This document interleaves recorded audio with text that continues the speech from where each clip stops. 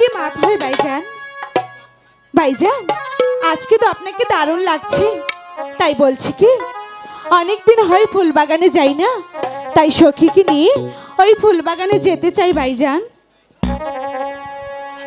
সাথী, তুই যে আমার একমাত্র বোন, তুই এখন বড় হয়েছিস, তোকে নিয়ে আমার ভীষণ ভয় হচ্ছে। তাই তোকে কেমন করে আমি বাহিরে যেতে দেই? শোনো বোন, তোকে নিয়ে আমার ভীষণ ভয় হচ্ছে। কোনো ভয় নেই ভাইজান, যাবো আর আসবো। দাও না ভাইজান, আমাকে বিদায় দাও। না, তোকে নিয়ে আর পারা যাবে না। যা, কিন্তু শীঘ্রই এসে পড়বি কিন্তু। হ্যাঁ ভাইজান, আমি শীঘ্রই এসে পড়বো। এবার আসি। ঠিক আছে। এই সখী, চল।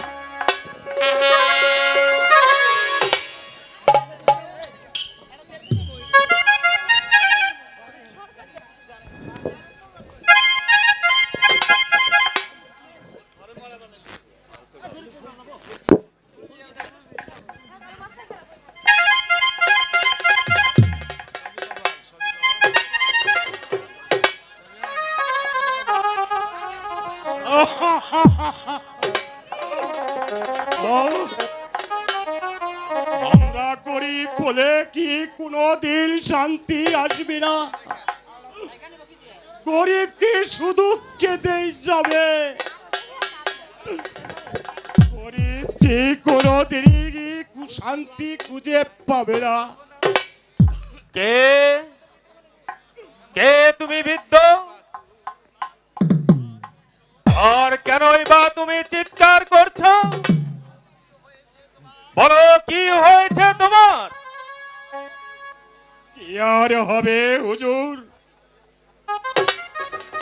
আপনাদের সেই শয়তান সেনাপতি আমার মেয়েকে বাড়ি থেকে জোর করে ধরে এনেছে। তারপর আমার মেয়েকে ফিরিয়ে দিন হুজুর, আমার মেয়েকে ফিরিয়ে দিন হুজুর। আমার একটি মাত্র মেয়ে, তাই আমি ওকে ছাড়া কিছুতেই বাঁচব না। আমার মেয়েকে ফিরিয়ে দিন।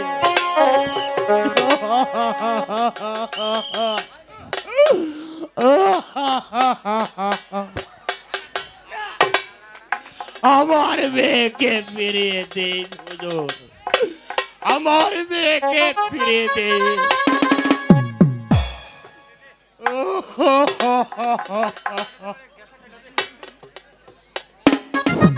আপনার মেয়ে আর এই পৃথিবীতে নেই। আপনার মেয়ে আর কোনোদিনও আপনার কাছে ফিরে আসবে না।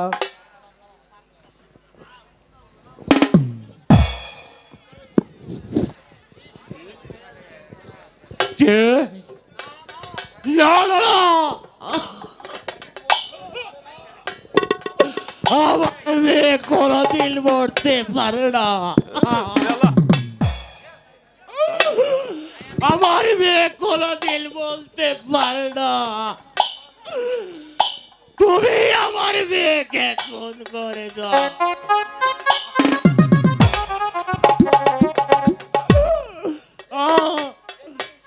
কি আমার মেয়ের কণ্ঠের হার তোমার কাছে এলো কি করে? বলো, জবাব দাও। আমাকে আপনি মিথ্যে সন্দেহ করছেন। আমি আপনার মেয়েকে খুন করিনি। হঠাৎ আমি চিৎকার শুনে যে দেখি ওর বুক দিয়ে রক্ত ঝরছে, তার পাশেই পড়ে আছে তার মালা। তাই তো নিয়ে এলাম আপনার কাছে। আমাকে আপনি ভুল বুঝবেন না। মিথ্যে কথা। তুমি আমার মেয়েকে খুন করেছ। শাহজাদা, তুমি এর বিচার করো।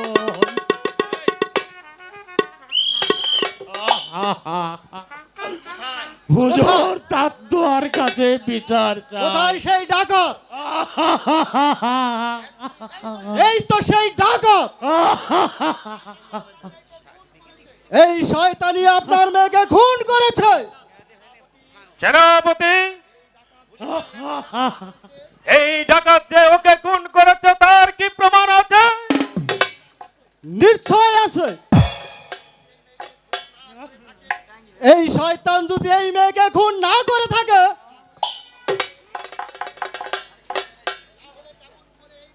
তাহলে এই মেয়ের কণ্ঠের হার ওর কাছে কি করে আসলো? এই নিন তার প্রমাণ। দেখুন এতে কি লেখা আছে। বাবা, গরিবের ঘরে জন্ম নিয়েছিলাম বলে আজকে ডাকাতের হাতে আর রেহাই পেলাম না। আমরা গরিব বলে আমরা স্বাধীনভাবে চলতে পারলাম না। এই যুগে গরিব মানুষ কি কোনোদিন ন্যায্য বিচার পাবে না? যদি বিচারই পায়, তবে কেন গরিব মানুষগুলো স্বাধীনভাবে চলতে পারবে না? আমার মেয়ে মরতে পারে না। ধনীদের অত্যাচার বেড়েই চলছে। কেন ডাকাত আমার সতীত্ব কেড়ে নিল? তাই আমি সতীত্ব রাখতে পারলাম না বলে আমি আত্মহত্যা করলাম। ইতি ফুলকি। বেঈমান! খুনি ডাকাত! তুই ইজ্জত হারা করেছিস এই গরিবের মেয়েকে। তোমাকে আমি ক্ষমা করেছিলাম, কিন্তু আজ তোকে আমি ক্ষমা করব না। আপনি বিশ্বাস করুন শাহজাদা, আমি এই মেয়েকে কোনোদিন খুন করিনি। আমি এই গরিব মেয়ের ন্যায্য বিচারের জন্য আপনার দরবারে হাজির করেছি ওর লাশ। আমি চেয়েছিলাম শাহজাদার কাছে এই গরিব মেয়ের ন্যায্য বিচার পাবো, কিন্তু সবে যে আমার ব্যর্থ হয়ে গেল। আপনার যা ইচ্ছা তাহাই করুন শাহজাদা, তাহাই করুন। হ্যাঁ, হ্যাঁ, হ্যাঁ, আমি তাই করব। শোনো সেনাপতি, ওকে চাবুকের পর চাবুক মেরে ওকে তুলার সাথে মিশিয়ে দাও।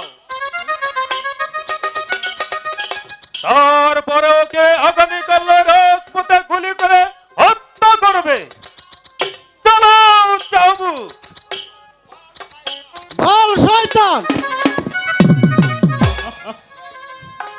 কে এই মেয়েকে খুন করেছে? বল, কে এই মেয়েকে হরণ করেছে? বল, জবাব দে, বল। আর যে পারছি না, তোমার চাবুক এবার বন্ধ করো। তোমার চাবুকের আঘাত যে আর আমি সইতে পারছি না। সইতে তোকে হবে। বল, জবাব দে, বল শয়তান, বল। ও, এই গরিব প্রজা মেয়ের ইজ্জত কেন লুটেছি? জবাব দে, বল। উল্টি মরতে পারে না।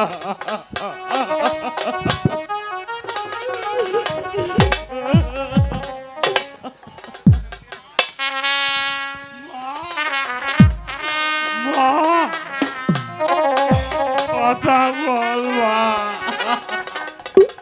হ্যালো, বল মা, কথা বল, জবাব দে। এই মেয়েকে কে খুন করেছে? বল। তুই লুট করিস বেঈমান।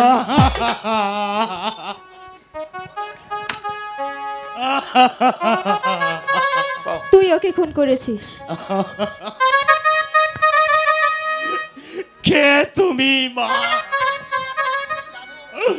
তুমি কেমন করে জানো এই ডাকাত আমার মেয়েকে খুন করেনি? আমি নিশ্চয়ই জানি। আমি যখন সখীদের সাথে বাগানে বেড়াতে গিয়েছিলাম, তেমন সময় আমি শুনতে পাই নারীর কণ্ঠস্বর, বল মা,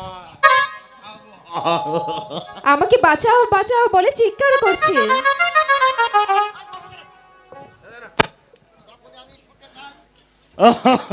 তখনই আমি ছুটে যাই।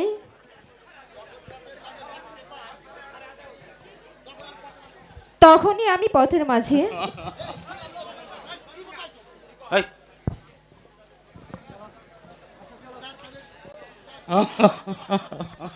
চিৎকার শুনে সে ছুটে আসছিল।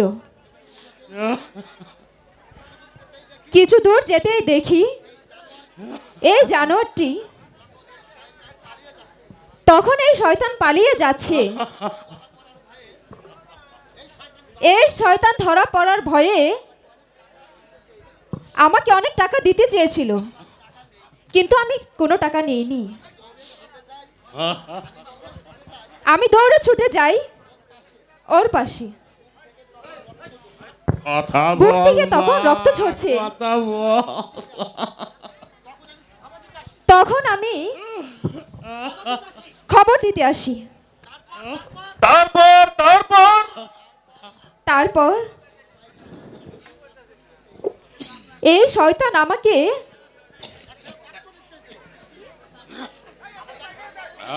একখানা পত্র দিতে চেয়েছিল।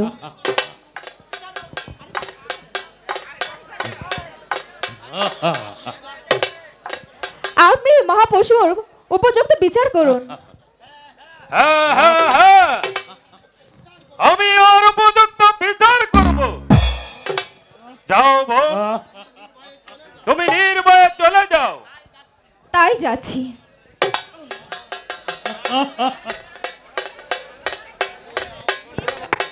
এই নাও বিন্দু, তোমার মেয়ের লাশ দাফন করো গিয়ে। যাও, তুমি নির্ভয়ে চলে যাও। চল রে বেটি, চল, তুই তোর বাসর করে চল।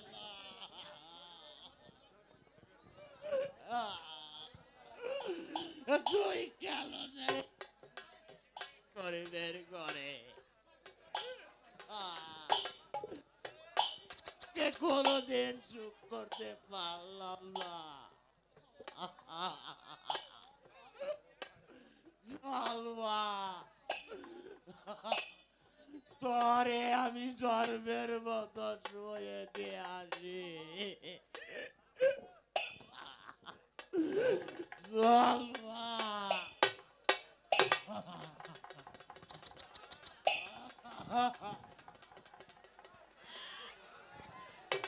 চল মা।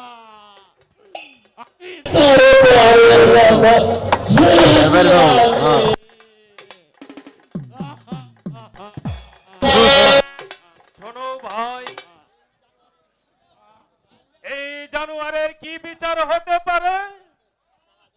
শাহজাদা, এবারকার মতো ওকে ক্ষমা করে দিন। ক্ষমা? না না না, ও কখনো ক্ষমা পাবে না।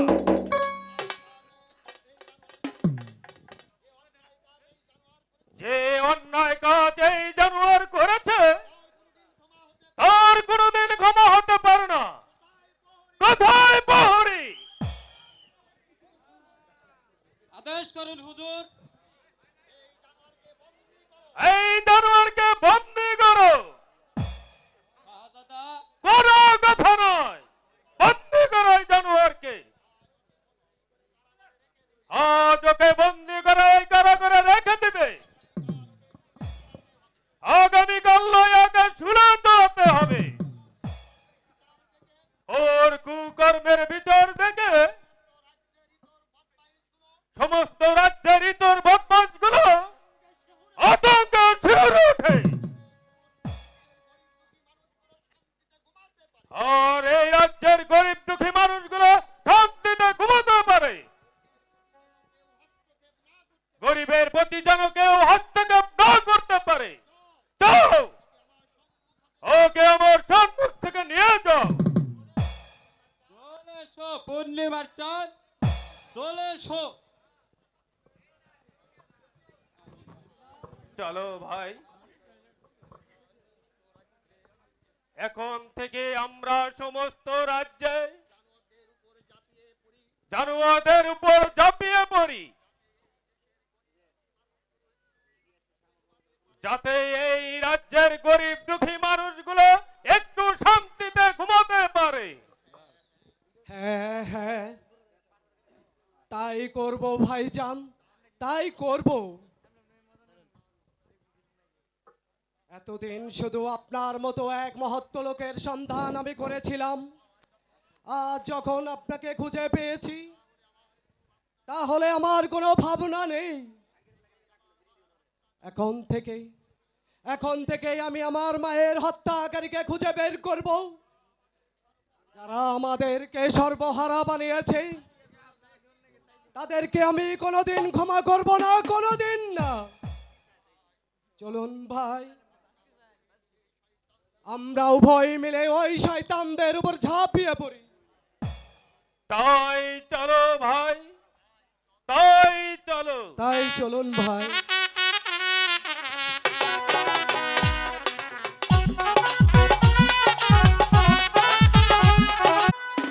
মৃদুর সন্ধ্যাওয়ালা গেছে মোর গায়, জলচ্ছদ বসি তাতে সমুদ্রের দিকে। কে তুমি উত্তর নারী?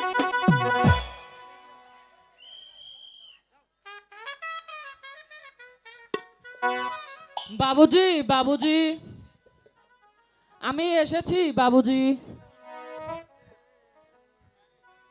হ্যাঁ বেটা, আমি তোকে না দেখিলে আমি কোনোদিন ঠিক থাকতে নাই পারি রে বেটা। বাবুজি, আজ কতদিন হলো আমি বাহিরে কোথাও যাইনি, তাই আমার এক জায়গায় কিছুতে ভালো লাগছে না বাবুজি। আমি একটু বাহিরে বেড়াতে যাব বাবুজি। দাও না আমাকে যেতে বাবুজি, আমাকে একটু বাহিরে যেতে দাও না। হ্যাঁ বেটা, আমি তোকে কোনোদিন নেক যেতে দিব লাই। তোকে বাইরে পাঠালে তোর কোনো বিপদ হতে পারে না বেটা। তুই আমার গরমে চলে যা, আমি একলাই যাচ্ছি, আমি একলাই যাচ্ছি। যাক, বাবুজি বাহিরে চলে গেছে। আমি এই সুযোগে একটু পাশের বাগান থেকে ঘুরে আসি। যাই।